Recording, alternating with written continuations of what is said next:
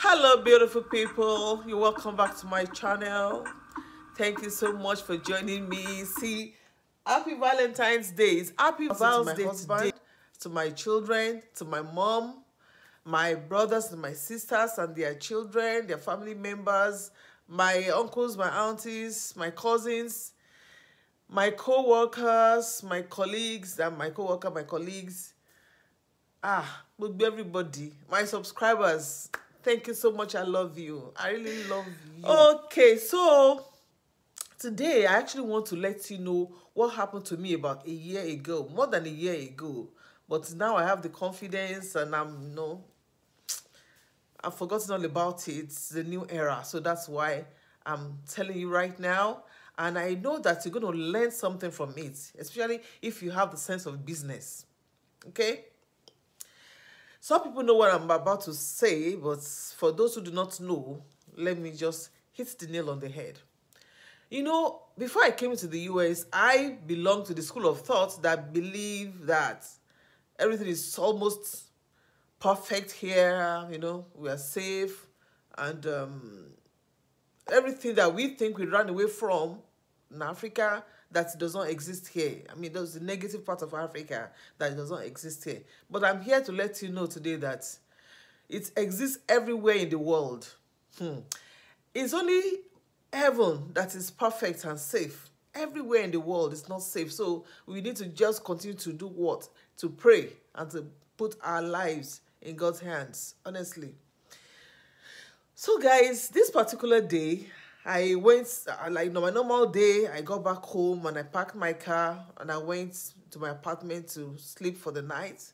Then the next morning, yours sincerely came down, dressed, and I just I look at my parking space. I didn't see my car there. And I was like, what happened to my car? Where is my car? Didn't I park there last night? Then I looked around to see if I probably parked somewhere else because, you know, it's free space. So you don't have a particular space. Just park anywhere you find space. So that's what happens here. So I now looked elsewhere. Maybe I parked somewhere else, but you know, sometimes your mind is in no particular place. So I looked around and this is my car. Then I moved closer and I saw shattered glasses on the ground. I was like, hey, what happened? Jesus. Lo and behold, my car was driven away by somebody. Just like that. I was perplexed. I said, what just happened? Somebody stole my car? The car that I saved money to buy that car. I didn't go for financing. I saved money to buy the car. So somebody just found my car worthy to be stolen. Oh, that day, I started shedding tears because I just know where those tears were coming from. I mean, how can anybody just steal my car like that in the USA? Even in all my years in Nigeria, it's never happened to me. So I was actually so confident that, no, though I made a mistake because I had some things in it. So maybe that was what attracted them. But anyhow, I mean, I was like, eh? Ṣé pé wọ́n lè jí mọ́tò mi lọ ní ìlú Ìṣá? Anyway, so I now called 911.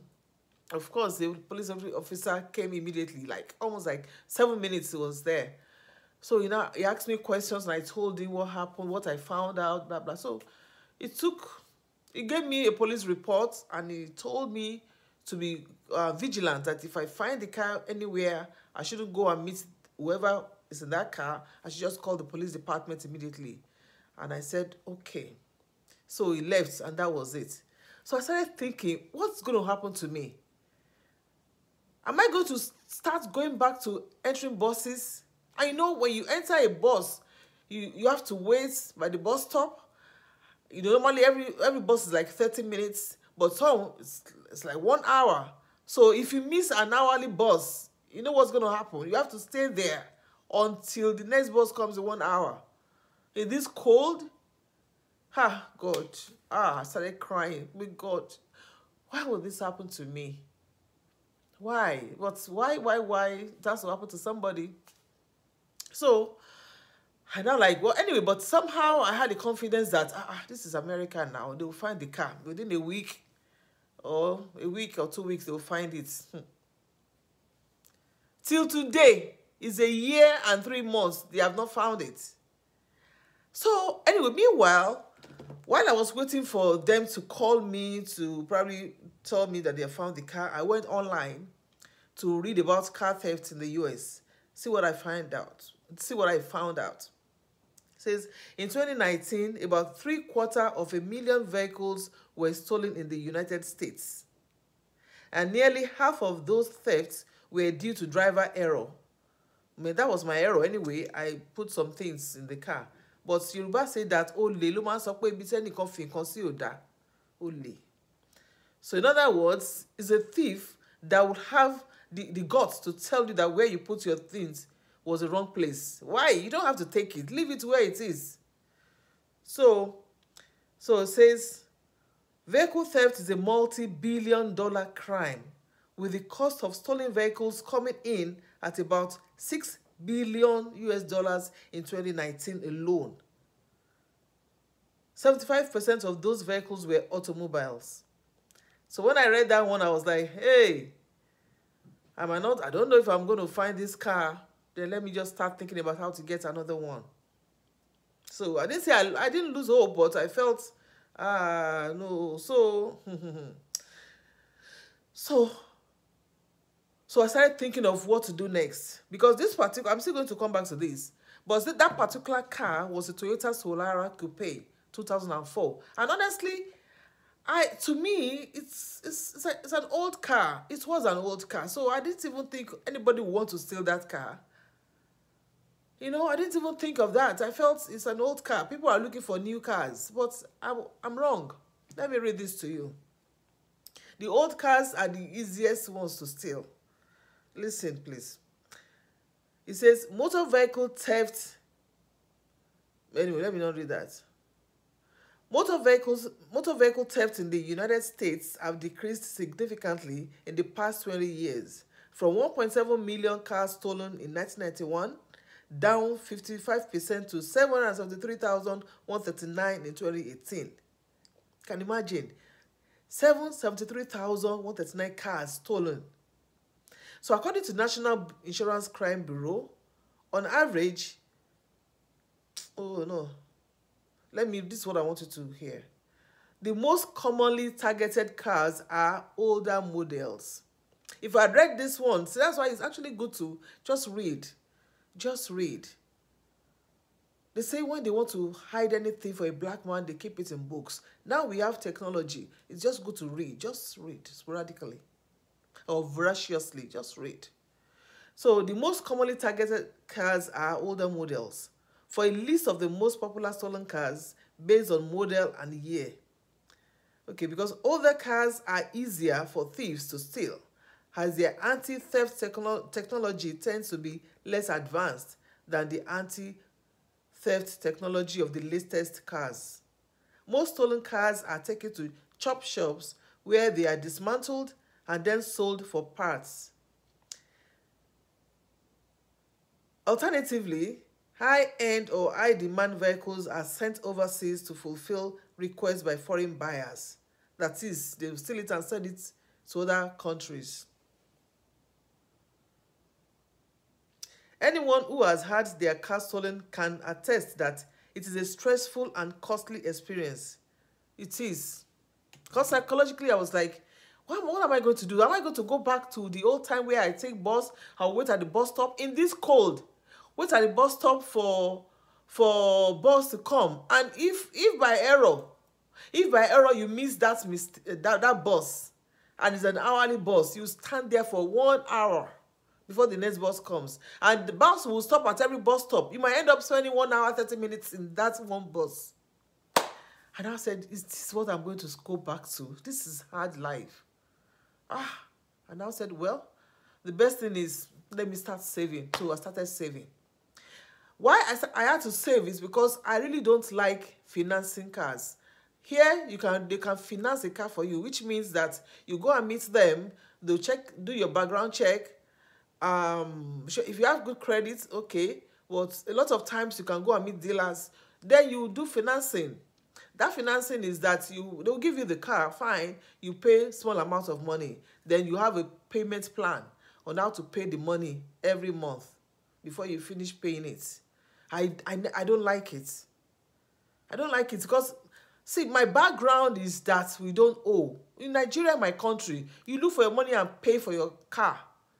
So I'm not used to all those gbese thing, debts. You start owing every month, you now be deducting it from your salary.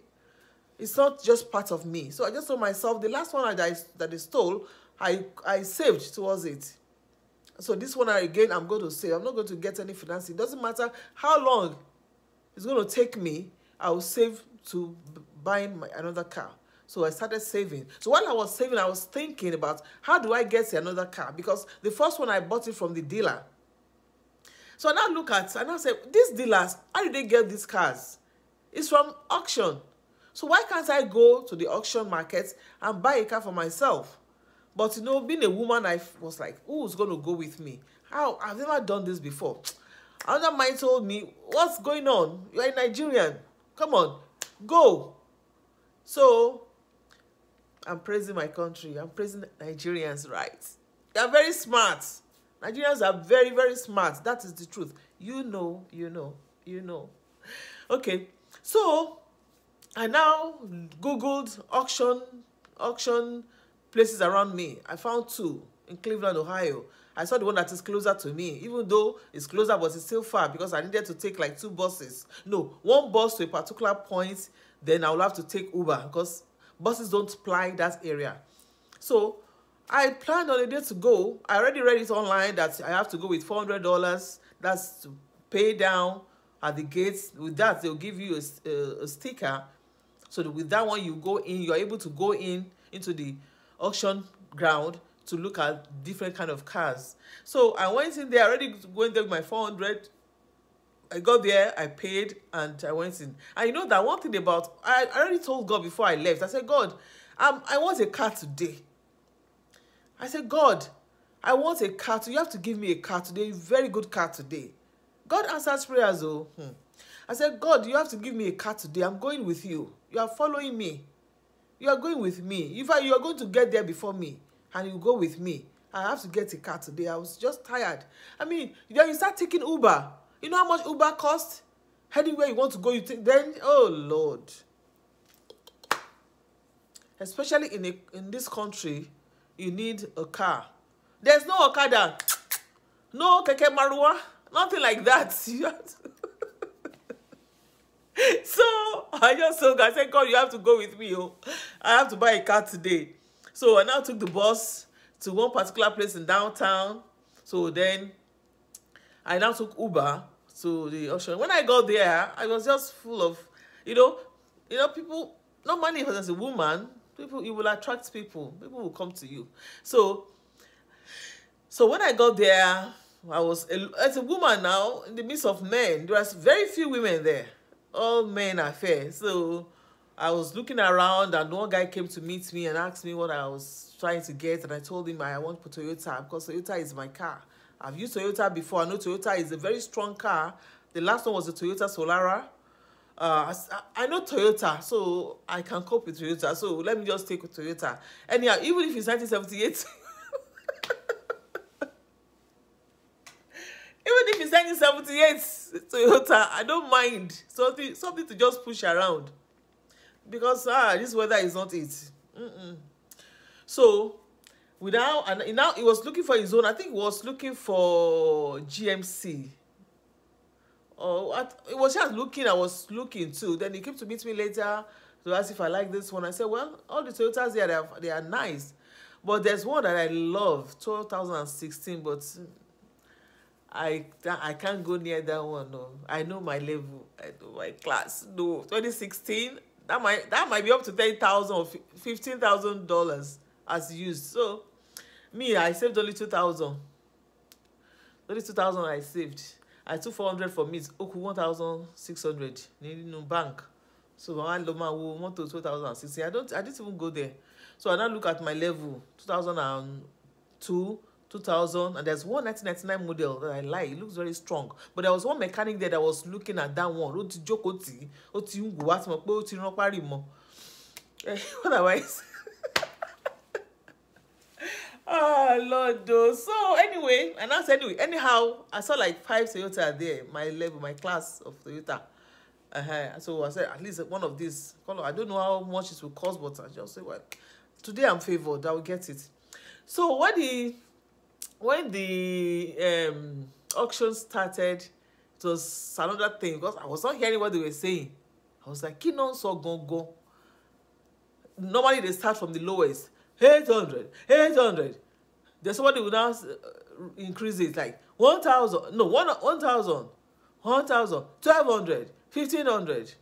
I was just looking. Then when they started driving the Toyota, I was now looking. There was one Toyota I saw. The sound was not too good. Then the 2016 one, I just looked this way. Then when the one I like, this big daddy, the other one, that other one I told you I like, that 1999. It was 3,000. The guy bought it. He must have seen something in that car. Mechanic, he was a mechanic. Also, to 1,700, from 800, 1,200, so 3,000. He was increasing it 3,000. So he was one that bought. After 3,000, nobody was able to say anything again. So he bought for 3,000. So I'm sure he knew the value. Anyway, so when that one, when they were now driving, when they were driving the other one, this is my big daddy. Then they said fly from 800 to, I said 1,000. Somebody said 1,200.